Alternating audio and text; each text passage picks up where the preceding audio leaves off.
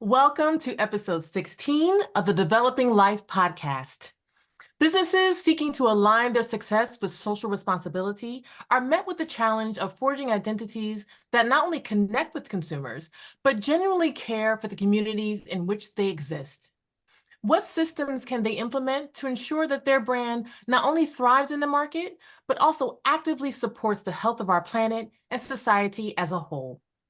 Today, we are joined by brand strategist and creative guru, Sirena Andras, a master in sustainable branding and the force behind Creative Chi, crafting visual identities and empowering brands to embody authenticity and environmental integrity.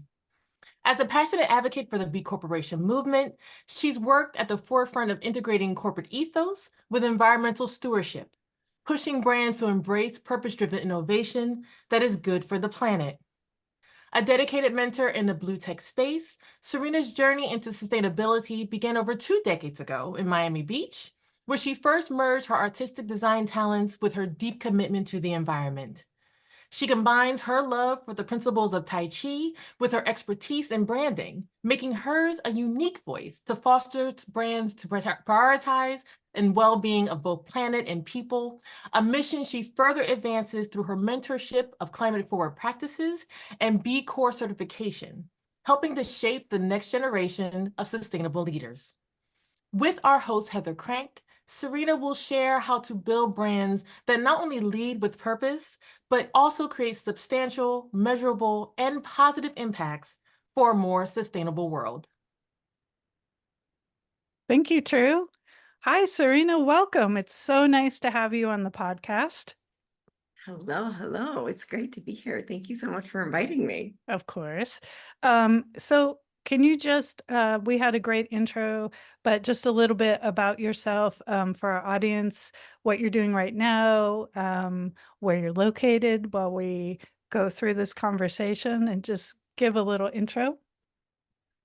Yeah, sure. So I'm Sirena Andras. I currently reside in Miami Beach, although right now at this particular moment, I'm in Spain, which is home for me, where I grew up. And I'm on this kind of 5-6 week hiatus. I say hiatus, I'm still working, but doing so in a more slow fashion, so that I can, maintain my balance and my composure so that I can go back to, go. But right now it's all good. Where I come from, I spent basically over a decade in as an art director in luxury magazines. And in the beginning, it was awesome, photo shoots and these luxury publications where sometimes you got to keep the clothes and all of these amazing things and go on location. But soon I figured out that I wanted to tell a deeper story, and that they weren't having. So when I realized that it wasn't in integrity, that I was using my creative talents basically to con people into buying things that they don't need and are terrible for the planet.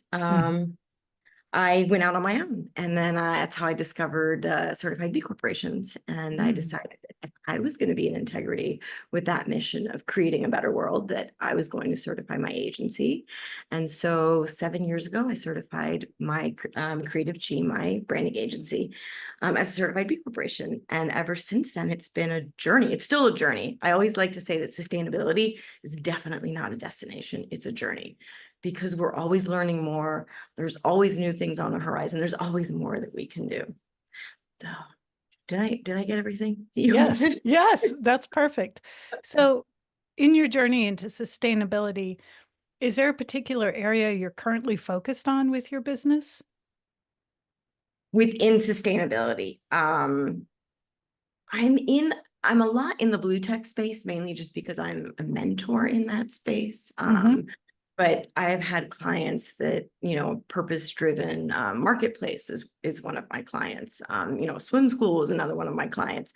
As long as they also have a mission to create a positive ripple effect with their business, then that's the people that I want to work with. Right. And for those people who don't know, can you explain what blue tech is? Yeah, of course. I mean, there's so many new words these days. Blue tech is basically any kind of innovative technology that benefits the ocean in some capacity. So a lot of that might be people working with sargassum. Right now, there's a lot of, recycling of sargassum.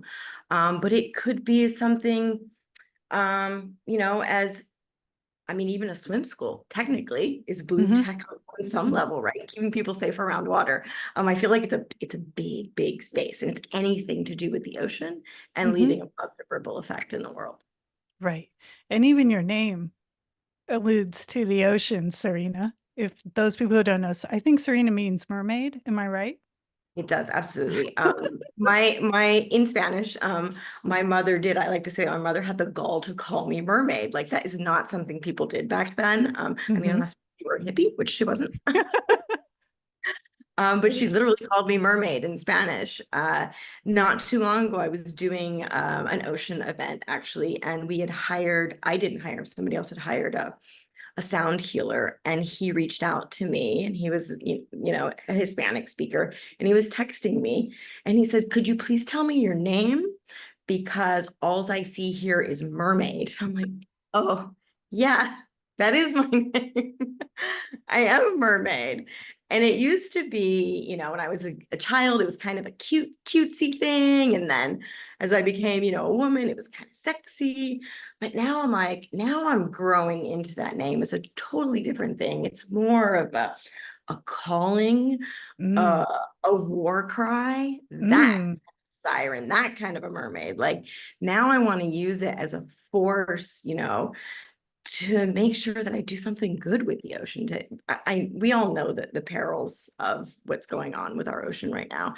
I don't need to bang on that drum, but I can say, what can we do in business to create a better world for a better ocean tomorrow?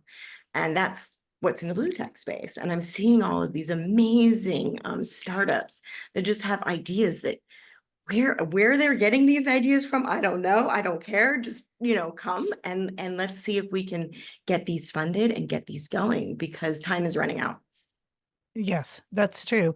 And I saw this morning there was a great post on LinkedIn where someone loved your tagline around the siren. Can you reiterate that? So a while back, I changed. I gave myself a new middle name, so I'm not just Sirena anymore. Now I'm Sirena del Mar. So like Sirena of the ocean, just to reiterate the fact that I'm a mermaid. And then I had the tagline for a while, the sustainable branding sensei, or sustainable brand sensei, because of the Tai Chi, and I am a Tai Chi instructor, and it made sense. And I had helping brands kick ass. But like a week or two ago, I decided that I wanted to lean even more into the ocean thing, and I wanted to help brands create waves. I was like, well, why don't I just change it from sensei to siren? So sustainable siren I am now, instead of sensei, which whatever, teacher or guide or, ocean illusion, whatever you want, just as long as I can get that job done. I love it. And I love the siren part because it really brings the warrior aspect forward. And I feel like we need that right now. Yeah. Yeah, it's, sensei or siren. I feel like they're both really, really strong words. Yes. One being more the teacher, the other one being more of a, yeah, if we don't get this done, I'm gonna be like a mama bear. Yeah. I love it. Okay. So let's go back. So part of your mission is you like to take businesses and help them shift their focus over to becoming a B Corp and focused on plant and people. How do you do that? How do you, when you encounter someone, how do you get them to change perspective? Right. So, let's be honest. Most of the people that are in my circle are already wanting to do this. Right. It's just doubling down on it, right? And other creatives, there's not a whole ton of creatives that are like, yeah, sign me up to lie to people and, and do things that are horrible for the planet. That there's and people, they do it because they don't see another way, right? So I'm hoping that there is another way. And I know that by shifting my business, I can Yes. maybe influence other businesses to shift. And by, you know, really doubling down on the B Corp movement and educating more and more people that there is a different way to do business, that we don't have to do business the way it's been done. And, you know, I'm not going to convince Exxon tomorrow that they're not going to change, right? But Mm-hmm. maybe there is a brilliant new startup that's going to really put them to the test, and that's going to have a different ethos.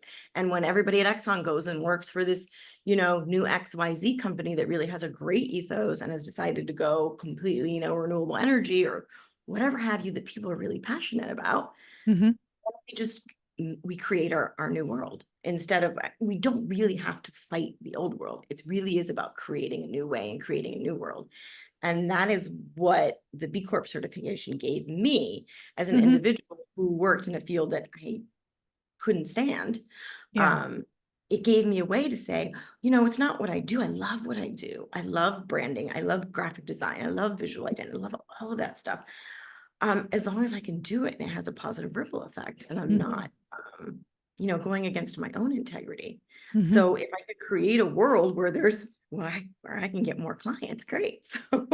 So I figured, let's go out there and introduce this new way to the world. And there's tons of people that are like, absolutely, this is what I want to do.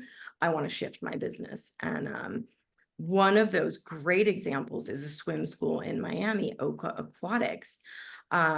She, of course, was already a conscious capitalist, which is a part of this movement as well.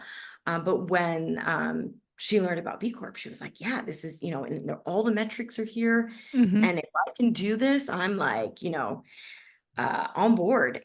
And she, not only did she do it, and we're talking about 150 employees, 5 swim schools in Miami. This is not a business.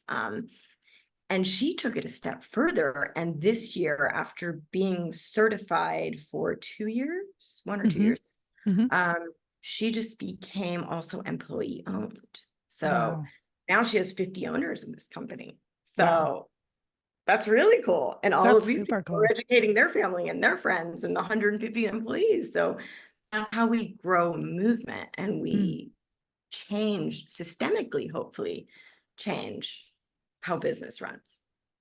At So, least oh, sorry. no, So no, for no. the for those people who don't have never heard of a B Corp or maybe aren't 100% sure, why is a B Corp important? Like, what is it about them that makes them special?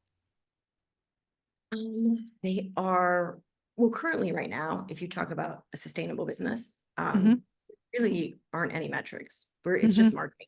And all of us that do marketing know that that's worth nothing. It's, whatever we want, you know, whatever we want to say it is, it is. Here in the EU, they actually do have more rules and regulations, and you can't say stuff that you're not doing. But in the United States, we could pretty much, it's the wild, wild west when it comes to marketing. We can pretty much say anything and get away with it. So every company is saying that they're sustainable. So then you're at this point where you're like, well, I want to do better. And most consumers will, you know, I mean, like the statistics are like 80-something% will pay more for something that is having a better impact on the planet and people. But how do you know that everybody's saying that they're doing it? So how do you know? And that is really where certifications come in. And B Corp is one of the highest standards that there is out there. It's not easy to become a B Corp. It's a rigorous thing. It takes most companies, you know, it took me a year. I was by myself. Obviously, people that have consultants help them can get through a lot faster. But it's also, B Lab itself was backed up. We more than like doubled our number in the past 3 years. Ever since COVID, people have really been understanding that they need to do things differently. And the amount of B Corps has skyrocketed, and it's a very coveted certification. And it's not only a certification on a product, there's a lot of product certifications. So if you go out and buy a pencil and you know that it's the, I can't remember the name right now, the forest stewardship certification. So you know it was kind of sustainably harvested. But that doesn't mean that it wasn't like totally carved by somebody that was not paid an appropriate amount of money in a country far, far away, where B Corp kind of makes sure that you're looking at all of those things. So it really is a certification that you're running your business with a triple bottom line. Triple bottom line meaning people, planet, and profits. So you're taking all of those things into account, not on a product by product basis, but on how you run your business. So the entire thing, not just like, okay, so this, this one case is, sustainable. Well, what about everything else in your business? And what Right. about governance? Yeah. Yeah. And that's what B Corp does. It makes sure that you're doing kind of all of the above, and it's a third party, and you have to re-up every 3 years. And Wow. the standards don't stay the same. Like, they keep changing them and they keep Oh, upping wow. it. So Wow. it's the real deal. It's a real deal. So let's move for a minute into mentorship. I know that you like to be a mentor for people in the blue tech space. How do you choose somebody to mentor? Like, do you have a selection process, or is it sort of just the universe bringing people to you, or how does this work? It's a little bit of all of the above. So through the B Corp movement, we have created Florida for Good. Mm-hmm. And Florida for Good kind of serves as our own umbrella in our state. We are like way behind other states, like if you look Mm-hmm. at California, they might have like 360 B Corps. And in Florida, we have 50. That's it. Wow. In Miami, when I started, there was only 3 B Corps. So Wow. literally anybody that would listen to me, I would talk to them about B Corp, and I would be happy to, basically mentor anybody and show them along this route. But through that movement, I really started mentoring students at UF, just because one of the members of Florida for Good is an instructor at UF, and she's an amazing program. Dr. Kristen Joyce, at the University of Florida. And so I started mentoring her students through the program, and they were hands-on, taking other businesses that wanted to become B Corp certified. And Mm-hmm. so they would bounce things off of me to see if they were doing it right, or if they had questions. So I started mentoring there. And then I joined Seaworthy, which is a Miami-based blue tech incubator. And I sort of, got on the board, and then they were like, well, do you want to help with the students? Do you want to and I'm like, absolutely, I can help them with their pitches. I can help them brand themselves. So now I'm kind of in in those cohorts, mentoring, giving classes on, what I'm proficient at. So if they hear this podcast and they're interested in having you as a mentor, how would they go about contacting you? So, I mean, I don't do any like direct one-on-one mentoring. I do it through those programs mainly because it would probably become a little overwhelming for me. But you can always reach out to me. I'll point you in the right direction or help you if I can. Is there a place online people can go to sort of look up the resources around B Corps, or how to connect with these organizations you're speaking to around mentorship, or just beginning to stick their pinky toe into the blue tech space? Yeah, well, whether it's B Corps or in blue tech, blue tech, there's quite a few incubators. And if anybody, the one that I'm, on the board of, Seaworthy, always looking, and it's completely free for the cohorts. All you have to do is apply and basically have a great idea that they think can be successful, and you can get into the incubator. So that one's easy, just apply. As far as B Corp, amazing resources online. For my own website, explaining what a B Corp is kind of in layman's terms, to their website, the B Corporation website, which has all kinds of resources and education. And there's even a B Corp directory for jobs from B Corps.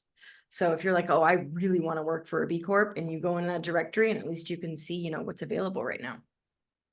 So what advice would you give people who maybe are working in the design field, particularly people who make products or packaging or things that go directly into the landfill? What advice would you give them, and your thoughts around how we can transition into more sustainable or climate friendly options? Oh my gosh. as far as designers go, if you're designing packaging, is just try to have some influence around it. Obviously starting at the most sustainable option. You know, it all very much depends. There's there's a lot of numbers and metrics and craziness around that. For me personally, I would be like going to paper maybe instead of plastic. Right. But really, ideally, circularity. And that we're not really talking about that much right now because it's just so tough to be 100% circular in the sense that if I give you a product in this container, I am going to get this container back and use it again. Oh, right. Completely. Okay. Okay. Like I'm not producing anything new. I mean, Mhm. in a perfect world, that's what we're looking for. So if you're a designer and you can a product designer and you can somehow convince your company to go completely circular, please let's do that. If not, let's do the least amount of damage that we possibly can. And there's definitely, you know, lots of resources and people that are actively doing this. I'm not much of a product designer myself. I'm Right. more on the end. Yes. But just from doing the work and having to do it for my own company and understanding, you know, the reduction of the materials and, you Mhm. know, stuff that I'm putting out there, Mhm. you know, try to minimize it as much as possible. And where I can't minimize, obviously just elect the very best choice. Yes. We spoke about this in the panel we had last week, that feeling of um even if I recycle or even if I do this thing, it's not enough, or it's sort of a myth, you know, that it's helping. How can we overcome that sense of overwhelm? At least I know I feel that, especially with what I see happening with the client, with the climate right now in Oregon. We're on fire again, and it's happening every year. It's getting hotter and hotter. People are suffering everywhere, and it's going to speed up. Um, what are your thoughts around dealing with the guilt or the pain around this? Or how do you deal with it personally? And how can we keep going despite feeling overwhelmed or discouraged? Helpless. Helpless. Yeah. When I watch fish kills happen in my backyard, Oof. I feel helpless Yeah. because you feel like there's not enough that you could do. Yeah. And honestly, this is kind of where my Taoism and Tai Chi practice comes in, comes in. We can't do it all. We can't do everything. Anything that we do is a step in the right direction. Mhm. For me, that was, you know, making my business a certified B corporation. I felt like if I did that, I was doing the most that I could possibly do.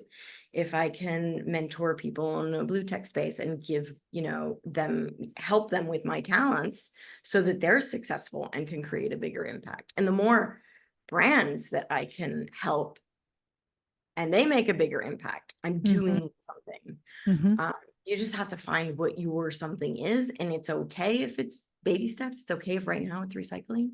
It's Mhm. okay if right now it's a beach cleanup.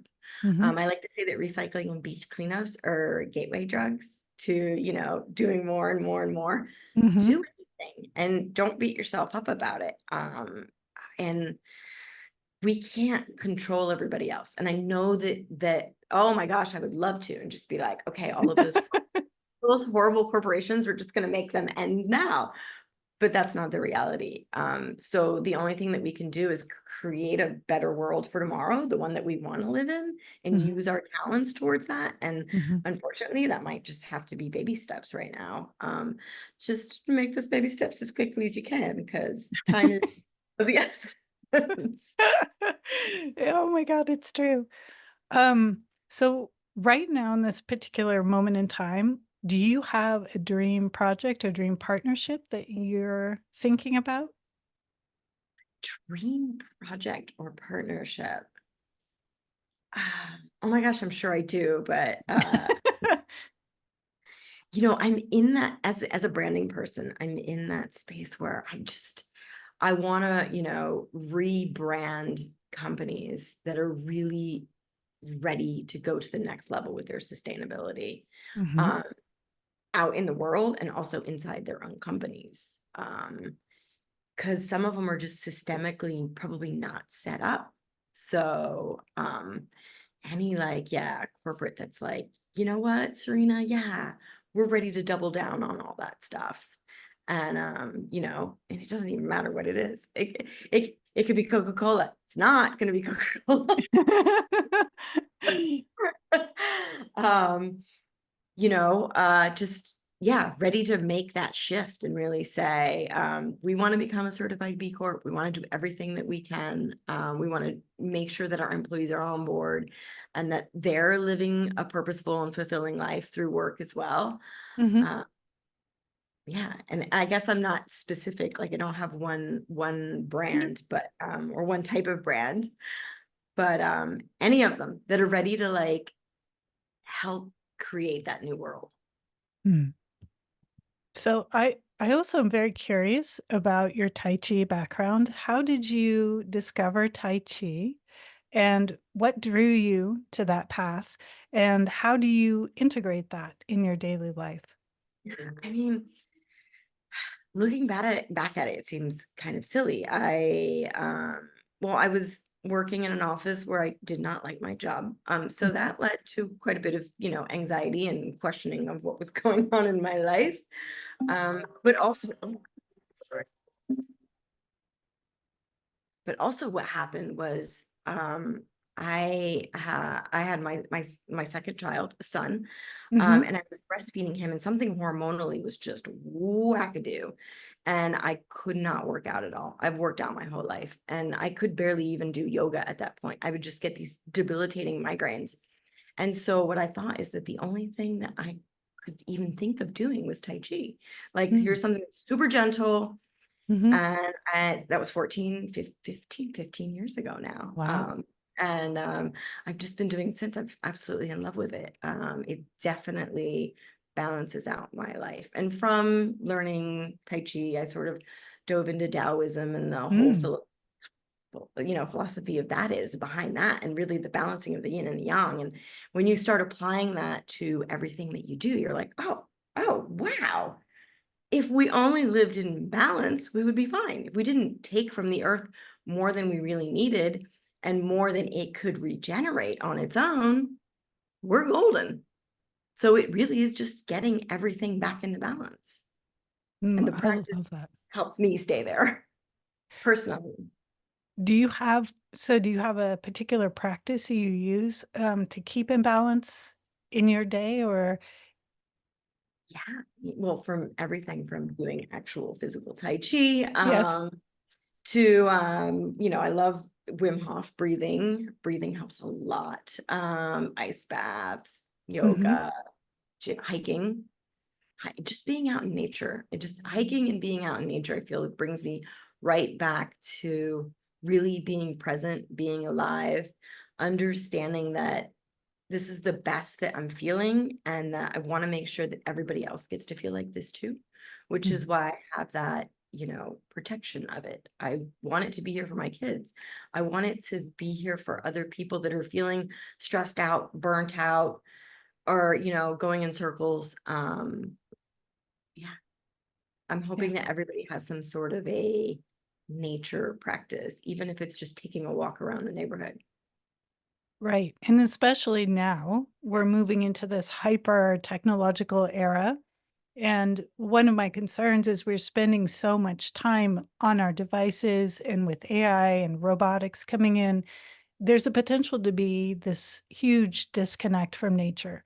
Um, Even though some of the technology has a level of intelligence where it may be able to help us solve bigger problems, there's also the potential for this sort of hyper alternative world that we could live in. And I would love to hear your thoughts on this and how we can stay connected to nature while things accelerate and the new technology comes in. I mean, I literally think that we need to give ourselves some disconnection time. Mhm. And I can see a difference between myself and my children, for example, that even for me, it's hard to pull away from Mhm. social media or whatever it is that's got me sort of hooked in. But for them, it's so much more so because their friends, their communication is on there. I remember with the whole Web3 thing, you know, and these virtual worlds. My son is actually living in these virtual worlds. Like he plays with his friends in them. So for him, it's like not a big deal that there's nobody to play with at the park, to not go outside. That's fine. He'll Right. just jump into his virtual world. Mm. But you're lacking a lot of your senses. Like you're not in your body, you're in your brain, maybe in your eyes. But that's it. Like you're not feeling, touching, I don't know, smelling nature, listening to the birds. Well, maybe a simulation in there somewhere. So I really think that we have to give ourselves a disconnect. Like I will force, you know, my kids to take the phone away from them for, you know, hours a day and say, guess what? Go outside, especially now that we're here. Now I take it away from them longer than that and say, you know, we're going to the beach, we're going here, we're going here, we're going to go on a hike, we're going to go do these things so you could physically be in your body. And I think that that's really important. We're a society that is, especially in the US, very much trapped in our mind, you know, True. like everything is up here. And that's part of the Tai Chi practice too, right? It's just getting people to drop into the rest of their body. Feel your heart, feel your lungs, feel your feet, feel that energy that's from here down. Yeah. I think that's so lacking in our culture in general. And as we speed up and speed up and speed up, we have this desire for things to go faster and faster and faster, and we're completely missing out on the present, which is something that I absolutely adore about Tai Chi and the way you speak to that. I think that's so beautiful.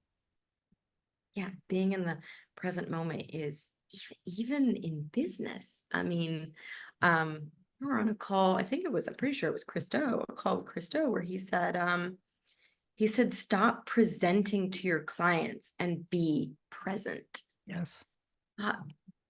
Duh. Like, what am I thinking? like, how did I drop my whole practice as soon as I got nervous and stood in front of a client, right? Yes. Where the most important thing that you could do is be present with them and try and figure out what it is that they need from you.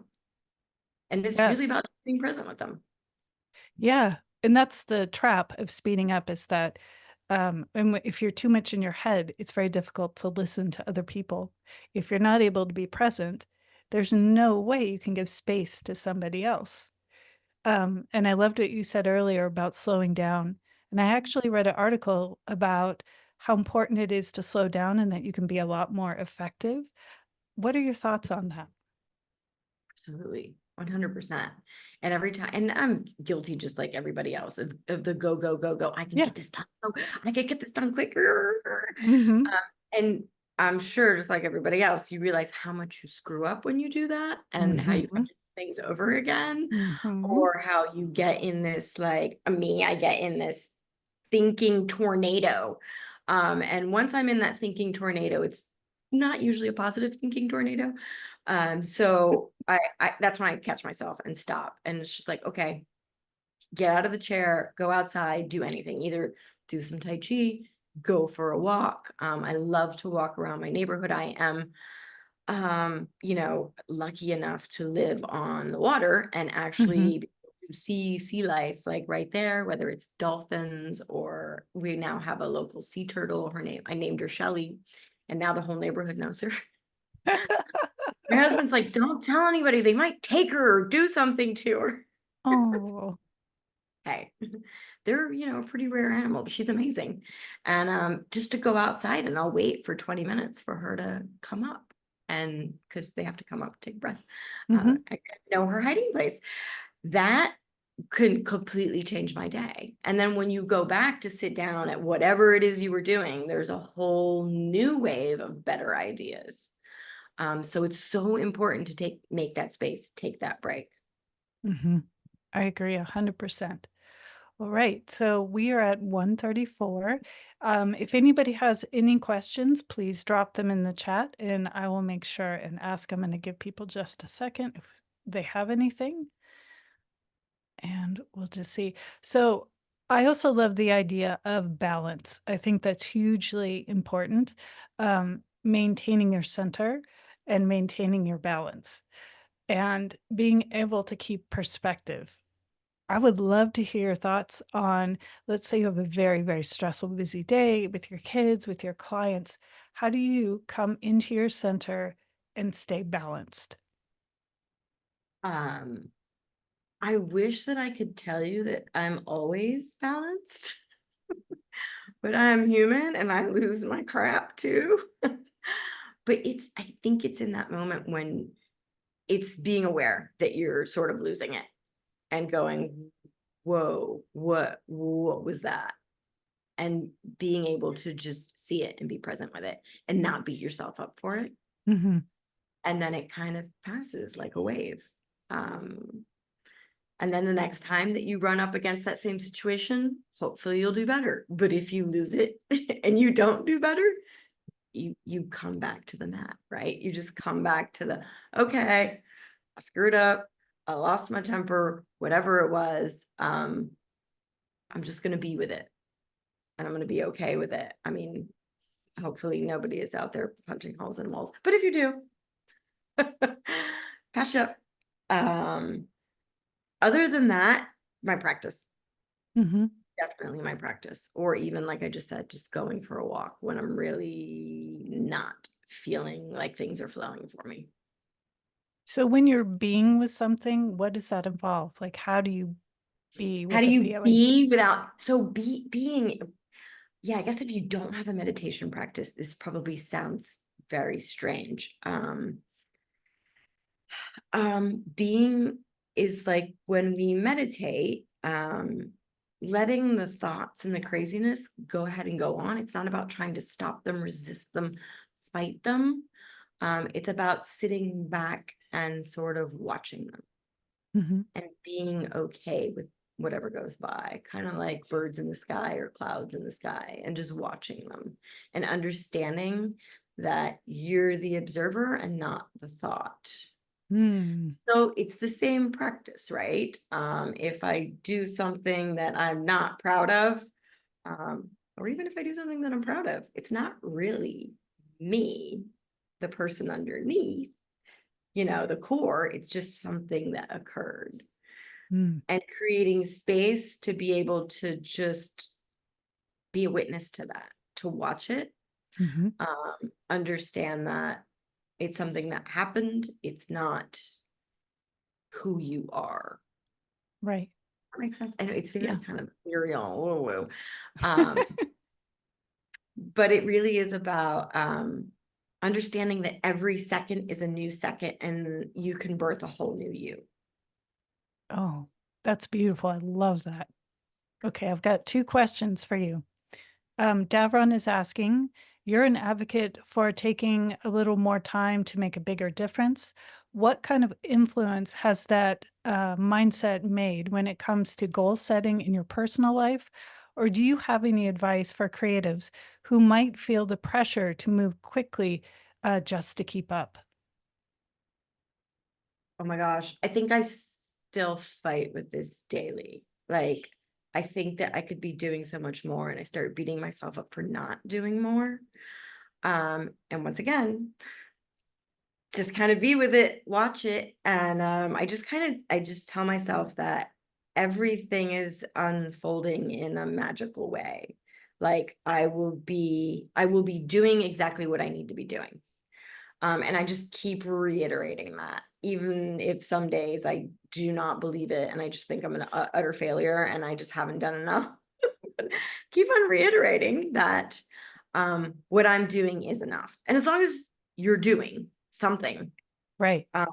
as long as you're doing something, it doesn't matter. I would not, don't beat yourself up that you're not doing enough, because it's counterproductive, because then Hmm. you really won't be doing enough. Do whatever it is that you want to do and do it with all of the joy that you have, and focus on one thing, Hmm.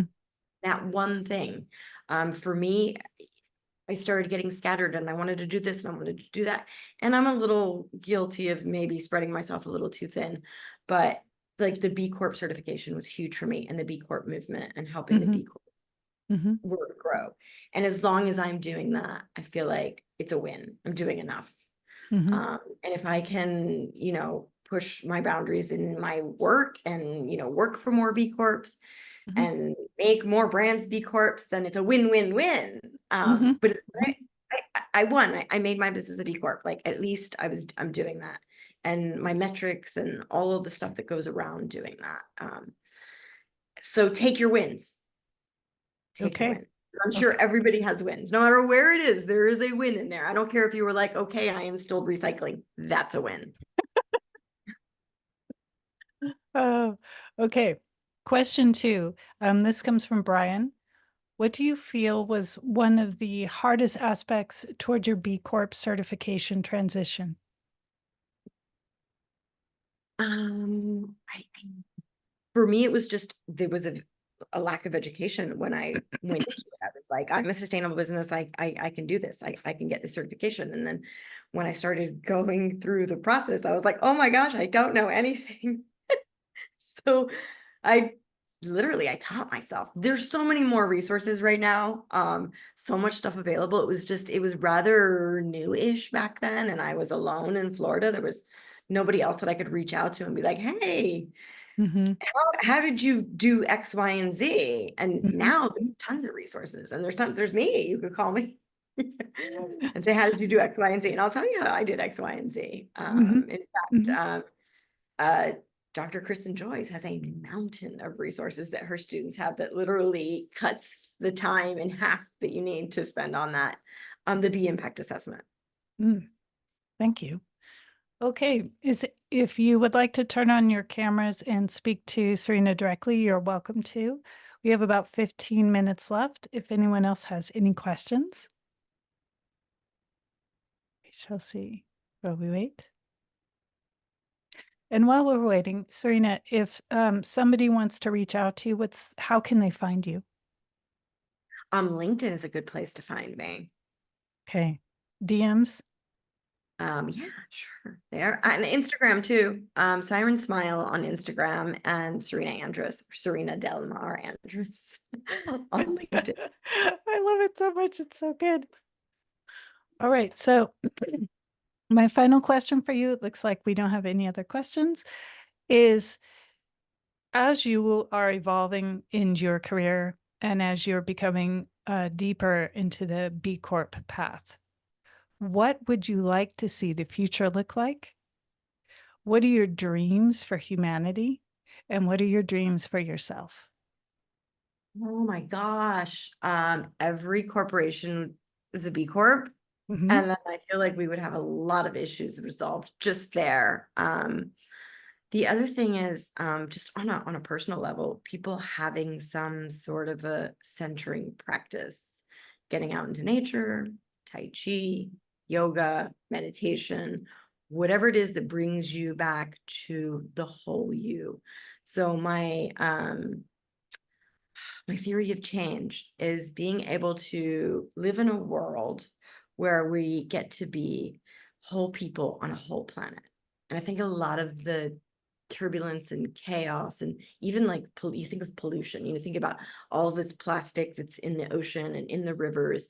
And I think it's just a reflection of the plastic that's in our brains. I mean, I know there's physical plastic in our brains, but I mean that metaphorically, in like the junk that we're consuming, whether it's here or wherever, however it's coming into, however you're consuming it, junk that doesn't serve you. Like,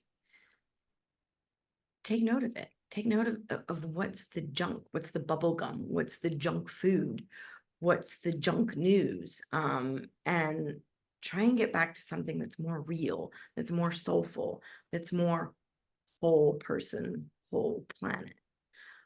Whether it's whole food, doing something that's good for you, doing something that's good for the planet, whether it's you connecting with the planet, which might be hiking, might be diving, might be swimming, might be, I don't know, you find it, but connect back to the planet so you can feel whole, and you can feel the planet that's whole, and you can feel relationships with other people that are whole, that are real, that are not based on junk or around junk. So what are a couple things that you did personally when you removed the junk out of your life? Removing the junk out of my life.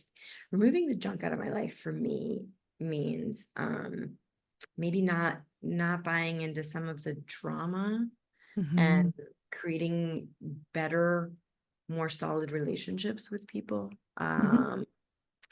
Leaving the toxic corporate Mhm. miracles for you. Disconnecting a little bit from, what is going on social media, that's that same kind of yuckiness that wants to pull us in so that we'll buy something. Mm. Um, and just the practice around that. The practice So around it. while we're here, what about things like fashion and buying clothes? Like, how would you address something like that? That is a little bit of the junky plasticness.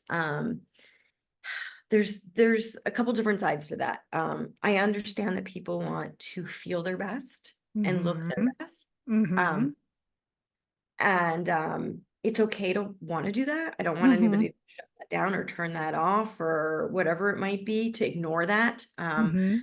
But can you do it in a way that's true, really true to yourself and whole planet still? So yeah, buying 64 items of fashion a year is not being true to yourself, to the planet, to anybody, because that is literally filling a void Right. to, what is it, to be better than the Joneses. Yeah. It's filling a void, really. Now I understand if you might buy 10 articles of clothing. Yeah, okay, I get it. So that there's that whole consumption. It goes back Right. to that consumption again. Reducing our consumption to something that makes sense.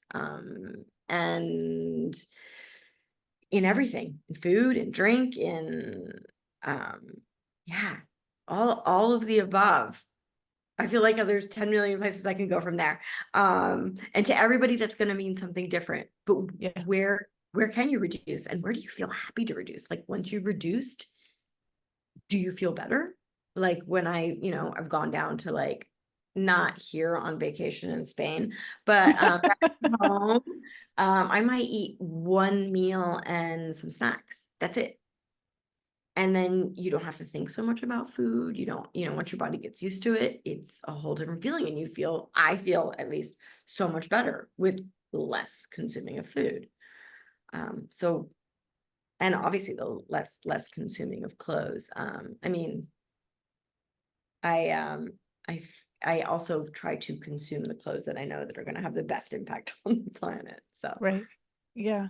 I mean, it's like getting into those habits and then identifying, okay, so what do I really need and what can I give up without torturing myself? I love fashion. I love it.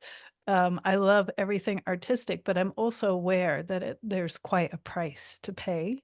So I'm always looking for ways of, okay, so how can I make myself happy and still be responsible? I think that's a beautiful point because I think a lot of people associate some of these behaviors with being severe or being unhappy, or they don't want to do it because it's inconvenient or makes them not feel good. So I love that point. I think that's super important for people to realize they can be happy and responsible. and that's going back to balance, right? Yes. It's balancing that happiness. Where can I consume less? Mm-hmm. I consume better. Right. Um, where can I make space instead of automatically consuming? I think that that's a really big one too. Mm-hmm. It's especially in media, in our little phones, because there'll be that little uncomfortable feeling, and you'll be like, oh, let me just numb myself on here. So what can I do? Can you catch yourself doing that? And what else could you do instead of that? And then you start seeing that in other parts of your life. Like, you'll see a brand new ad for some, really hot item, and you're like, oh, I really need to have that. Oh my God, I would look so amazing in that. And then you're like, wait a minute, that's that same feeling of automatic consumption to make myself feel better or numb myself. Wonder Mhm. why. Huh. Mhm. Maybe the shoes that I have are good enough. Like maybe I can go to a swap and trade with somebody instead of buying those brand new ones off the shelf. So that's leads me to my last question for you is how do you identify when you're thinking about buying something? How do you identify your need? Is this like a something I should buy for myself or I should just let the urge pass? How do you tell the difference? I think that that's a really super personal question, and it depends on where your weaknesses are, right? Um, and Okay. it's one of those, maybe over here, maybe if 10 times I let the urge pass, this one time I'm gonna, take Hmm. it. Hmm. Uh, yeah, that's a person on person basis. But I think that the bigger question or the bigger aha moment is, can you catch yourself? Can you see it? And maybe you don't stop yourself, but at least be, aware of it. Oh, I'm doing this because I don't need this. I don't want this. I want the status it portrays, or I Mm. want the numbing feeling or the high or the whatever it is. Can you catch yourself? I'm not even telling you to stop yourself right now. Just see it. Hmm. I And love then the that. more you see it, the probably at some point you'll be like, yeah, yeah. Now that I see it and I see it in all these different aspects of my life, where is it that I could cut it from or lean into it? I love that. That's beautiful. Okay, so we are almost at the end of our podcast. I would one last chance to enter your question if you have one. I will give you just a couple minutes. And Serena, I'm so grateful to have you here. It's such a joy to talk to you and to learn more about you. I love your multifaceted approach with Tai Chi and the way you coach the B Corps. I love your story about your name. It's so beautiful. Um, in the next 5 years, where do you see yourself? Next 5 years, I see myself, I pretty much doing the same thing. I couldn't imagine wanting to do anything else.